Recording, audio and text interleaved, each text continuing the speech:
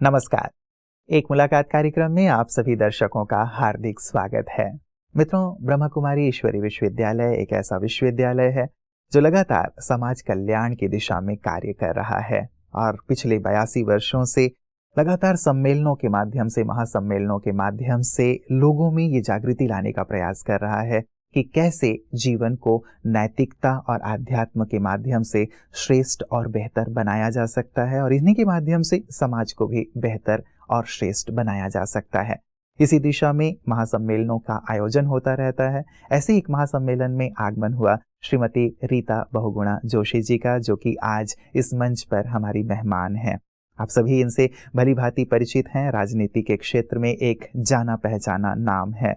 इनका पूरा परिवार ही राजनीति से जुड़ा हुआ है। इनके पिताजी और माताजी स्वतंत्रता संग्राम से भी जुड़े रहे। पिताजी उत्तर प्रदेश के मुख्यमंत्री रहे और इनके भाई विजय बहुगुणा जी वो भी उत्तराखंड के मुख्यमंत्री रह चुके हैं। तो आइए अभिनंदन करते हैं श्रीमती रीता बहुगुणा जोशी जी का। बहुत बहुत स्वागत और अभिनंदन है आपका। शुरुआत तो इसी बात से करना चाहूँगा कि राजनीति क्यों, बहुत सारे क्षेत्र होते हैं, लेकिन राजनीति में आने का कोई खास मकसद? देखिए, राजनीति में तो मैं आई बहुत बाद में। मैं वास्तव में एक शिक्षिका हूँ और इलाहाबाद विश्वविद्यालय में 1974 से और 2006 तक मैंने पढ़ाया है। और इसी बीच में समाज सेवा इस तरह से की कि महिला आंदोलन में रही। देखिए, मेरे पिताजी स्वतंत्रता संग्राम सेनानी थे। मेरी माँ भी बहुत ही सक्रिय स्वतंत्रता संग्राम में काम करने वाली महिला थी आंदोलन में, और दोनों ही माता पिता राजनीति में थे। दोनों ही सांसद भी हुए। मेरे पिताजी 22 साल मंत्री रहे, मुख्यमंत्री रहे। लेकिन हम 3 भाई बहन हैं। पिताजी ने वो परिवारवाद के विरोध में थे और उनके जीते जी हम लोग एक किसी भी राजनीतिक दल के सदस्य भी नहीं बने। पर उनके देवसान के बाद धीरे धीरे उनके कार्यकर्ताओं के साथ जुड़े, उनकी समस्याओं का समाधान करने के लिए, और फिर खिंचते हुए राजनीति में चले आए। और मेरा तो प्योरली एक्सीडेंटल है, क्योंकि 1995 में जब वो 74वां संशोधन लागू हुआ तो इलाहाबाद का जो नगर निगम था वो महिला के लिए घोषित हो गया और सीधा चुनाव पहली बार था। अब क्योंकि मैं महिला आंदोलन से थी, यूनिवर्सिटी की प्रोफेसर थी, तो छात्र छात्राओं ने, महिलाओं ने मुझे घेर लिया कि नहीं, आप ही को लड़ना है। तो एक तो पिताजी का पृष्ठभूमि, माँ मेरी बड़ी क्रांतिकारी महिला थी, और फिर मेरा अपना काम, तो ले लगा के मैं लड़ गई स्वतंत्र। और स्वतंत्र लड़ गई। आज मैं सोचती हूँ तो मुझे डर भी लगता है कि कैसे मैं लड़ गई। बड़े बड़े राजनीतिक दल मेरे सामने लड़ रहे थे, पर जनता का सहयोग, ईश्वर की कृपा में जीती। 40,000 वोटों से जीती और पहली बार मैं इलाहाबाद की प्रथम महापौर महिला निर्वाचित हुई। तो बस वहीं से फिर अब जब एक बार प्रवेश हो गया तो हो गया। पर राजनीति में दिलचस्पी तो देखी थी, क्योंकि घर का वातावरण ही राजनीतिक था। मेरे माता पिता अपने दोनों आपस में करीब 18-19 चुनाव लड़े थे, तो था, लेकिन तो पारिवारिक पृष्ठभूमि खुद आएंगे ऐसा अनुभव नहीं था। पर जब आए तो इसी मकसद से आए कि आए हैं तो माता पिता की जो दृष्टि थी, जो महात्मा गांधी की दृष्टि थी, जो देश के बड़े बड़े स्वतंत्रता संग्राम सेनानियों की दृष्टि थी, उसके अनुकूल इस राष्ट्र को बनाना है, तो इसीलिए आए। आपने महात्मा गांधी जी की बात कही और उनका एक स्वप्न था कि हम राम राज्य बनाएं, भारत स्वतंत्र हो, राम राज्य आए। आपकी नजर में राम राज्य का क्या भाव है, क्या होना चाहिए जो आज नहीं है? देखिए, कोई भी विधा या कोई भी क्षेत्र जिसमें आदर्श ना हो, जिसमें लक्ष्य ना हो, जो किसी मूल्य के आधार पर ना किया जाए, वो मैं समझती हूँ कि पूरा नहीं, कभी उसका लक्ष्य पूरा नहीं होता, ध्येय पूरा नहीं होता। महात्मा गांधी जी का जो राम राज्य है, या जो राम राज्य की कल्पना पूरे राष्ट्र में, वो यही है, संवेदनशीलता हो और जो भी प्रशासन शासन में हैं वो अपनी जिम्मेदारी को समझें कि वे जनता के प्रतिनिधि हैं और उनका लाभ अंततोगत्वा और उनके प्रति अपना दायित्व निभाना अनिवार्य है। अगर संवेदनशीलता नहीं है तो फिर प्रशासन नहीं हो सकता। रामराज वही है जिसमें कोई दुखी ना रहे। रामराज वही है जहाँ गरीबों की व्यवस्था ठीक हो। रामराज वही है जहाँ लिंग का भेद ना हो, जाति का भेद ना हो, सब एक साथ रहकर प्रेम से रह सकें। तो मैं समझती हूँ आदर्श के आधार पर राम राज्य की परिकल्पना की गई है कि एक आदर्श एक नेता कैसा होना चाहिए, आदर्श राजा कैसा होना चाहिए, आदर्श शासन प्रशासन में बैठे हुए गद्दी पे लोग कैसे होने चाहिए। तो मैं यही समझती हूँ कि जब तक लोगों की आंखों में आंसू है और जब तक राष्ट्र एकदम सुदृढ़ नहीं होता, तब तक एक सैद्धांतिक और नैतिक आधार पर संचालन राष्ट्र का हो। यही उनकी परिकल्पना, यही राम राज्य है। बिल्कुल। हम लोग जब भगवान राम की बात करते हैं तो यही होता है जी, जी, कि भगवान राम ने जैसे अयोध्या बनाई, जैसा अपने पिताजी के आदर्शों का पालन किया, अपनी माँ की इच्छाओं का पालन किया, उन्होंने अपने प्रजा की का ध्यान रखा जी। और प्रजा ने अगर उंगली उठाई तो उस पर भी उन्होंने बिना सवाल पूछे जनता के विषय पर अपना निर्णय लिया। जी जी। तो ये जिन मूल्यों की बात आपने कही कि ये अच्छाइयाँ हो, ये सुंदरता हो, मतलब एक व्यक्ति सोचे एक दूसरे के बारे में, क्या लगता है कि वहां तक हम पहुंच पाए हैं या उससे कहीं और दूर होते चले जा रहे हैं? नहीं, दूर हुए हैं। और मैं ये समझती हूँ कि हर क्षेत्र में देखिए, ये एक राष्ट्र कोई सिर्फ नेता नहीं बनाता है, राष्ट्र सिर्फ सरकार नहीं बनाती, राष्ट्र उसमें रहने वाला व्यक्ति बनाता है। आप किसी भी विधा में जाइए, योग्यता बढ़ी है, ज्ञान का आधार बढ़ा है और आज श्रेष्ठता की और उत्कृष्टता की वे पहुंचने की आयु भी कम हुई है। लेकिन कहीं ना कहीं दृष्टि भ्रमित हो गई है, सब कुछ मेरे लिए हो गया है, मैं, मेरा परिवार। लेकिन कोई भी जो एक सत्ता में, किसी भी संगठन कह लीजिए, संस्था कह लीजिए, अपना राजनीति कह लीजिए, जो टॉप पे बैठा है, जब तक उसको यह आभास नहीं होगा कि मैं इस राष्ट्र का नागरिक हूँ और मुझे भारत को श्रेष्ठ बनाना है, मुझे समूह को लेकर चलना है, इन मान्यताओं का, मूल्यों का ह्रास हुआ है और इसको पुनः जागृत करने की आवश्यकता है। क्या लगता है आध्यात्म की इसमें क्या भूमिका हो सकती है? क्योंकि आध्यात्म, हमारा देश ही आध्यात्मिक देश रहा है। हमारा देश तो जैसे मैंने कहा आध्यात्म का गुरु है और फिलॉसफी, हमारी जो चेतना है उसके प्रति हमारी बहुत गहरी दर्शन और फिलॉसफी है और एक नहीं अनेक दार्शनिकों ने इस देश के पूरे विश्व को जागृत करने का काम किया है। तो आध्यात्म का अर्थ केवल नहीं है कि हम बैठ के पूजा करें। आध्यात्म का अर्थ ये है कि हम अपने व्यक्तित्व को समझें, अपनी चेतना को जागृत करें, राष्ट्रवाद की चेतना हो, सामाजिक संवेदना की चेतना हो, कार्य निष्ठा की चेतना हो, आपके प्रति दूसरों से प्रेम करने और उनके कष्टों को दूर करने की इच्छा आप में हो, मन को शांति मिले, लोभ ना बहुत ज्यादा हो। ये सारी चीजें आप कहेंगे कि बहुत ही आइडियलिस्टिक है, हो नहीं सकती। I agree with you. लेकिन अगर आपकी मंशा है कि आप एक ऐसे पद पर बैठे हैं या ऐसे पद को ग्रहण करें जो कि एक समूह या एक बड़े दायरे पे लोगों को प्रभावित करेगा, तो कुछ तो अंतर होना चाहिए ना। आप बताइए, मैं आज कह भी रही थी कि महात्मा गांधी महात्मा क्यों हो गए? वो महात्मा तो थे नहीं, कंठीमाला तो उनके हाथ में थी नहीं, परंतु उन्होंने जन चेतना और राष्ट्र चेतना देश की जगाई और इतना बड़ा अहिंसात्मक आंदोलन खड़ा कर दिया कि अंग्रेज को भारत छोड़ के जाना पड़ा। ये क्या थी? मन की शक्ति थी। तो आध्यात्म आपको मन की शक्ति देता है, आपको दिशा दिखाता है, लक्ष्य देता है और मैं समझती हूँ इसलिए स्पिरिचुअलिटी इज एब्सोल्युटली नेसेसरी। हम लोगों को जैसे यहाँ पर है राजयोग होता है, आपने देखा ब्रह्मा कुमारी आज यहाँ पर राजयोग सिखाते हैं। तो राजयोग क्या है? आपका मन अगर शांत होगा, अगर आप अपने चारों खूबसूरती देखना चाहेंगे, सुंदरता देखना चाहेंगे, तो आपको सुंदरता दिखेगी भी, आप सुंदर बिखेरेंगे भी। मन आपका शांत होगा तो आप खुश रहेंगे, अपने चारों खुशी भी आप बांटेंगे। तो इसलिए मैं सोचती हूँ पूरी दुनिया आकर्षित हो रही है। आज आप देखिए ईश्वरीय विश्वविद्यालय में विदेश के कितने लोग आए, क्यों आए हैं? भारत के अध्यात्म को समझने के लिए। जी जी जी, मतलब इसकी बहुत ज्यादा आवश्यकता है क्योंकि ये नींव है, आधार है। ब्रह्मा कुमारियां जो आध्यात्मिक ज्ञान दे रही हैं, क्या लगता है आपको कि इससे एक परिवर्तन की बयार लाई जा सकती है? जो समस्याएं हमारे आसपास व्यक्तिगत जीवन में दिखाई दे रही है या सामाजिक जीवन में दूर किया जा सकता है? आप खुद समझिए कि एक तो पहले महिलाओं का, मात्र महिलाओं का इतना बड़ा समूह, इतना बड़ा संगठन और इतना बड़ा उनका एक उद्देश्य, 10 लाख से ज्यादा इसके सदस्य हों और इसमें 8,000 से 10,000 से ज्यादा केंद्र हों, ये अद्भुत है।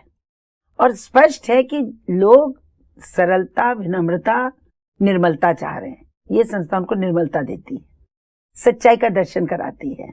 और मैं समझती हूँ जो हमारी बहनें लगी हैं ब्रह्मा कुमारी, ये लोग वास्तव में अपने चारों ओर शांति फैलाने का काम, खुशी फैलाने का काम, लोगों को खुश रखने का काम, और कैसे आप प्यूरिटी, आप अपने आप को कैसे प्योर रख सकते हैं, उसका भी ज्ञान देती हैं।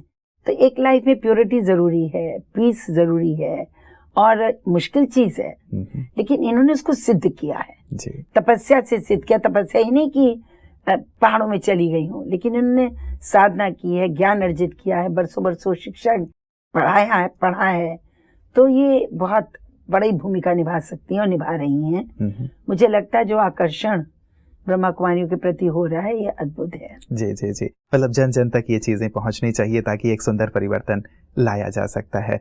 आप जब एक निमंत्रण मिला आपको कि माउंट आबू चलना है ब्रह्मा कुमारीज के हेडक्वार्टर्स में, तो कौन सी एक बात ने आपको इंस्पायर किया कि नहीं मुझे चलना ही है? कौन सी वो बात थी? मैं तो 20-25 साल से जुड़ी हूँ एक तरह से जिला स्तर पर। इलाहाबाद में मेरा जन्म हुआ, वहां से जुड़ी रही ब्रह्मा कुमारी लोगों से। फिर लखनऊ आई तो वहां भी जुड़ी है, राधा बहन है, वहां मनोरमा बहन थी। तो इन लोगों के साथ हमारा आदान प्रदान होता था कार्यक्रमों में, रक्षाबंधन पर, इन अवसरों पर जी। मुझे इनकी सरलता, इनकी विनम्रता बहुत अच्छी लगती है। और दूसरा ये कि जिस संगठन ने या जिस व्यक्ति ने इतनी बड़ी परिकल्पना करके इतने हजारों लाखों बहनों को एक मंच दिया, जिस मंच से वो अपने ज्ञान के माध्यम से, अपनी विद्वता के माध्यम से, अपनी सच्चाई के माध्यम से लोगों के जीवन को बेहतर बना सकती हैं, ऐसा कौन सी जगह है, वो देखने की उत्सुकता थी। और हमारी बहनें बहुत दिन से कह भी नहीं थी, तब कि मैंने मन बना ही लिया था कि मुझे जाना है। तो मैं समझती हूँ कि इनका आकर्षण और इनका काम सबको खींचता है। बड़े बड़े लोग आ रहे हैं तो मैं भी आ गई। जिला स्तर पे जैसे आपने कहा वहां तो जुड़ाव था, लेकिन जब यहाँ अंतर्राष्ट्रीय मुख्यालय में आए, वरिष्ठ दादियों से मिलना हुआ और यहाँ का वातावरण आपने देखा, तो यहाँ की अनुभूति आपकी कैसी रही? देखिए, पहली बात तो है कि सबको ज्ञान बहुत है। ये ऐसा नहीं है कि बस सिर्फ गुरु परंपरा में लोग आ गए हैं और ज्ञान नहीं। उस युग से इस युग तक इतना ज्ञान उनमें होना, इतनी रोबस्ट अंडरस्टैंडिंग होना, समझदारी होना, इतने बड़े संगठन को चलाना, बखूबी चलाना, उसकी योजनाओं क्या होंगी, उसके कार्यक्रम क्या होंगे, उसके कोर्सेज क्या होंगे, ये अद्भुत है। दूसरा, हम लोग बात करते हैं कि डिप्लीशन ऑफ रिसोर्सेज हो रहा है, हमारा फॉसिल फ्यूल जा रहा है, खत्म हो रहा है, तो हमारा जो एनवायरमेंट एकदम प्रदूषित हो रहा है, ओजोन की लेयर टूट रही है, छेद हो रहे हैं, उसमें बीमारियां बढ़ रही हैं, पानी प्रदूषित हो गया है। सब कुछ हम बोलते हैं लेकिन करते कुछ नहीं। यहाँ देखिए, जब मैं यहाँ आई तो मैंने देखा कि कितना सबसे बड़ा सोलर प्लांट यहाँ पर है एशिया का। मैंने देखा इन्होंने विंड मिल्स लगाई हुई है, विंड पावर का इस्तेमाल कर रहे हैं। इनका किचन, रसोई कितना साइंटिफिकली बना हुआ है, लेकिन कितना शुद्ध है। और वहां पर आप जाकर देखिए व्यवस्थाएं कि ना एक मक्खी है, ना गंदगी है, और किस तरह से वहां पर सात्विक भोजन तैयार किया जा रहा है जी। और किसी भी सड़क पे मैं गई, मुझे कहीं कचरा नहीं दिखा, एक कागज का टुकड़ा नहीं मिला। और इस समय 50,000 लोग इस प्रांगण में हैं, कहीं शोर नहीं है, कहीं हाय हाय नहीं है, सब शांति से। जो यहाँ आ रहा है उसका जैसे मन परिवर्तित हो जा रहा है, उसका शांत हो जा रहा है मन, और वो इतना सुंदर इस समय यहाँ का दृश्य है। तो मैं ये समझती हूँ कि जो मैंने परिकल्पना यहाँ की थी उससे कहीं ज्यादा बेहतर इसको पाया है। मैं सोचती थी दादी लोग ऐसे कोई ज्यादा ज्ञान व्यान उनको नहीं होगा, पर मैं सचमुच अद्भुत है उनकी समझदारी, उनका ज्ञान, उनका एडमिनिस्ट्रेटिव पावर, उनकी प्रशासनिक क्षमता। जी जी, तो ये तो सीखने वाली बात है। मैं तो काफी प्रेरित होके जा रही हूँ। बहुत सुंदर। एक चीज जो एक लक्ष्य लेकर के चल रही हैं ब्रह्मा कुमारियां कि हम एक सुखमय संसार की स्थापना करें, अपने राष्ट्र को पुनः आध्यात्मिक गुरु का गौरव प्रदान करें या समाज को बेहतर बनाएं। आपको क्या लगता है कि ये जो एक उद्देश्य है कैसे पूर्ण हो पाएगा और हर एक व्यक्ति को क्या योगदान करना चाहिए? बड़ा महत्वपूर्ण है कि नैतिक मूल्य बहुत गिर रहे हैं, तो सामाजिक चेतना, सामाजिक संवेदना बहुत कम होती जा रही है। और इसलिए मुझे लगता है कि ब्रह्मा कुमारी जो नैतिक मूल्यों की पुनः स्थापना का प्रयास कर रही हैं, ये एक बहुत अहम काम है जो कर रहे हैं। दूसरा, बेटियों के महत्व को समझाना, स्वच्छता अभियान को ग्रहण करके इस बार इस पूरी कॉन्फ्रेंस को स्वच्छता के नाम पर करना जी। और लगातार गांव में जाकर लोगों के को समझाना। और वो कोई जाके वो लोग भाषण नहीं देते, तुम कैसे सुखी रह सकते हो, उनके मानसिक परिवर्तन करना अपने बातों के जरिए से।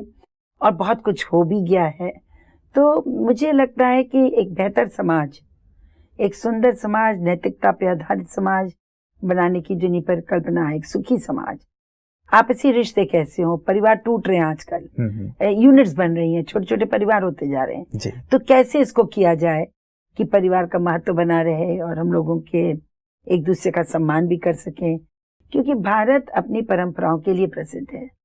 अगर हमने अपने आध्यात्मिक आधार को, अगर हमने अपने जन चेतना के आधार को, अगर हमने अपने नैतिक आधार को गंवा दिया तो हम फिर कहीं नहीं रहेंगे। जी। क्योंकि देखिए, ये आधुनिक होड़ में, मशीनों की होड़ में तो हम पाश्चात्य को और अन्य देशों को तो हरा नहीं पाएंगे। हरा पाएंगे तो सिर्फ मानसिक स्तर पर जी। और भारत की जो है कि सबसे पुरातन संस्कृति, हमारा जो आध्यात्म है, हमारा जो दर्शन है, विश्व को आकर्षित कर रहा है। जो चीज विश्व को आकर्षित कर रही है उसको हम गंवा दें, ऐसा ना होने पाए, इसके लिए हमारी ब्रह्मा कुमारी काम कर रही हैं और मैं उनको बधाई देती हूँ। जी। बहुत सारे ऐसे लोग हैं जो मन में भ्रांतियां भी रखते हैं ब्रह्मा कुमारियों के लिए कि ब्रह्मा कुमारियां शायद कोई विदेश की संस्था है या कोई मिशनरीज चलाती हैं या धर्म परिवर्तन करती हैं। आप लंबे समय से जुड़ी हुई हैं, क्या कहेंगे आप, क्या ब्रह्मा कुमारियां ऐसी हैं? ऐसे लोगों के मैं सूझबूझ को क्या नाम दूं? ब्रह्मा नाम लगा है, ब्रह्मा क्रिएटर हैं। भारतवर्ष में कहते हैं कि भी पूरी जितना भी मानव जाति, पूरी सृष्टि ब्रह्मा ने बनाई है। तो ब्रह्मा एक तो विदेशी हो ही नहीं सकते, वो तो हमारे अपने देश के, हमारे ही हैं, वो भगवान हैं। और ब्रह्मा कुमारी विशुद्ध भारतीय संगठन था, लेकिन आज वो विश्व संगठन है। और देखिए, मानवता के कोई दायरे नहीं होते, ना तो यहाँ धर्म परिवर्तन होता है, ना यहाँ पर कोई जबरदस्ती का काम होता है। यहाँ पर तो ये भी नहीं होता है, अगर आज कोई आकर संगठन से जुड़ा और कल वापस जाना चाहे तो ससम्मान वो वापस जा सकता है। अगर वो सफेद कपड़ा पहन के अपने आप को समर्पित कर रहा है संगठन को फुल टाइम, तो उसका भी स्वागत है। और अगर कोई गृहस्थी में रहकर काम करना चाह रहा है तो वो सामान्य वस्त्रों पहनकर भी ब्रह्मा कुमारी हो सकती है। तो ये कोई ऐसा कोई बंदिश वाला संस्था नहीं है। ये संस्था खुद को इस शरीर के महत्व को समझने के लिए, अपने चित्त को कंट्रोल में नियंत्रित करते हुए, अपने चैतन्य को जगाने के लिए और एक समाज को और राष्ट्र को सुंदर बनाने के लिए, जिसमें खुशी भी हो, जिसमें नैतिकता भी हो, जिसमें शुद्धता भी हो, जिसमें शांति भी हो, जिसमें भ्रातृत्व भी हो, द कॉन्सेप्ट ऑफ टुगेदरनेस, इन सब के ऊपर ये काम करता है। तो मैं समझती हूँ कि ये भ्रांति बिल्कुल नहीं होनी चाहिए। इनका काम सराहनीय है और मेरी जैसी महिलाएं तो उसको बहुत मानती हैं। क्योंकि आप महिलाओं के साथ जुड़ी हुई हैं, तो सचमुच एक महिला संगठन, दादियां और हमारी दीदियां जो सारे विश्व में चला रही हैं, सराहनीय कार्य तो है ही।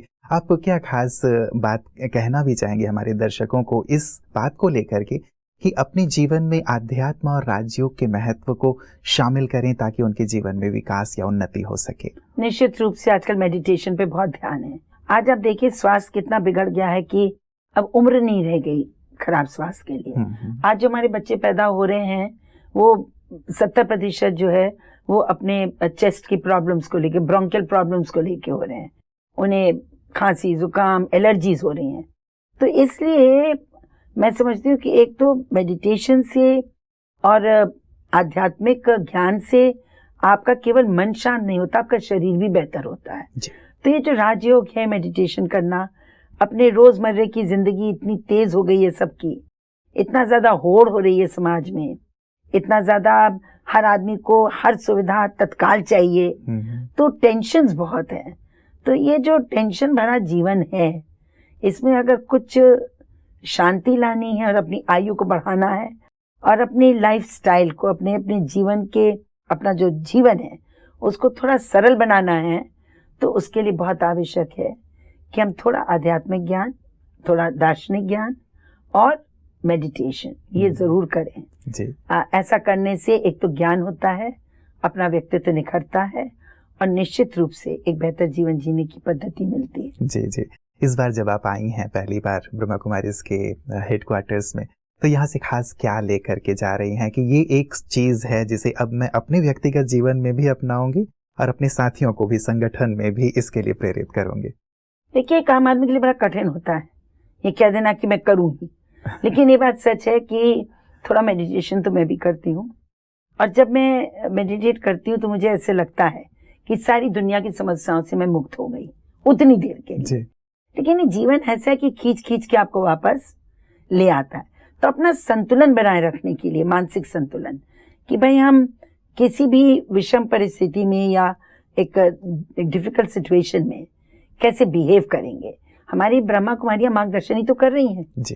कोई ट्रेनिंग कैंप तो चला नहीं रही हैं। तो इनके मार्गदर्शन को, या किसी भी गुरु के जो अच्छा हो, मेडिटेशन करना चाहिए। कोई बिल्कुल समय ना हो तो किताब पढ़ के कर लीजिए, टीवी पे कुछ कोर्सेज देख के कर लीजिए। और भारत की परंपरा, भारत की अपनी चिंतन, ये तो पूरे विश्व में विख्यात है, लोगों को खींच रही है। चाहे वो गीता हो, चाहे रामायण हो, चाहे कोई अन्य ग्रंथ हो जी। देख लीजिए, हर एक में वो सीखे हैं जो आपके जीवन को बेहतर बनाने के लिए हैं। छोटी छोटी किंवदंतियां हैं, छोटी छोटी बातें हैं, भगवान के माध्यम से, उनके शिष्यों के माध्यम से, समाज के अंदर से। तो ये बातें हम लोगों को बेहतर जीवन दिखाती हैं। और अगर संभव हो, अगर ब्रह्मा कुमारियों का वहाँ पर है सेंटर, तो वहाँ जाने में लाभ ही मिलेगा। जी जी जी। तो सभी जाएं भी, लाभ भी प्राप्त करें और अपने जीवन को उन्नति की ओर लेकर के चलें। बहुत अच्छा लगा आपसे बात करके। आपने बहुत सुंदर अपने अनुभव युक्त बातें हमारे दर्शकों के सम्मुख रखी हैं। जरूर इससे वो प्रेरित होंगे, आध्यात्म की ओर बढ़ेंगे, ऐसी हम कामना करते हैं। यहाँ आने के लिए, सुंदर अनुभव बांटने के लिए आपका दिल से बहुत बहुत शुक्रिया। मित्रों, आध्यात्म हमें प्रकाश देता है, हमारा पथ प्रदर्शन करता है कि जीवन को कैसे जिया जाए। न केवल इतना ही, लेकिन हमारा सर्वांगीण विकास भी करता है कि किस प्रकार से हम मानसिक तौर पे, बौद्धिक रूप से, शारीरिक रूप से अपने आप को आगे बढ़ा सकते हैं। और एक यह दृष्टि भी प्रदान करता है कि न केवल अपने लिए, लेकिन समाज के लिए, राष्ट्र के लिए और समूचे विश्व के लिए भी हम अपना योगदान दें। तो ऐसी वृहद दृष्टि प्रदान करने वाले अध्यात्म से हम अवश्य जुड़ें, जहां से हमें अच्छी बातें प्राप्त होती हैं, मूल्यों की बातें प्राप्त होती हैं, या ईश्वर तक पहुंचने का मार्ग प्राप्त होता है। उसे हम अवश्य अपने जीवन में शामिल करें, ताकि जीवन बेहतर से बेहतरीन होता चले और हम समाज को सुखमय और बेहतर बना सकें। अपना ख्याल रखिएगा। एक नए मेहमान के साथ पुनः आपसे जल्द मुलाकात होगी। नमस्कार।